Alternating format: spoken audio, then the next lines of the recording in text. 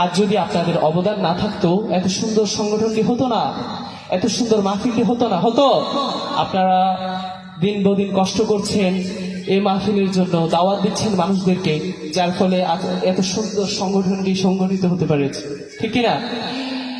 সংগঠনের এলাকাতে রয়েছে সুনাম, এই সংগঠনে এলাকাবাসীর আছে অবদান, তাদের অবদানকে করো মাবুদ জান্নাতের সম্বল, তাদের অবদানকে করো মাবুদ জান্নাতের সম্বল।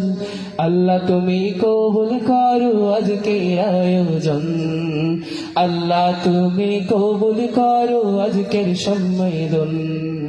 দিনের পথে সমাজেতে চলা তো মুশকিল, এই কারণে এলাকাতে দিনী মাহফিল, ঠিক না? আজ আমাদের দিনের পথে সঠিকভাবে চলতে এত ফিতনার যুগে এক এক সময় এক এক ফিতনা চলে আসে, সেই হিসাবে আমাদের চলতে অনেক কষ্ট হয়ে যাচ্ছে। কোন একটি দিনে নসিহত শোনার আমাদের কোনো অপরিচিয়তা থাকে না, যার ফলে আমাদের এই ধরনের সম্মেলনগুলো খুবই প্রয়োজন।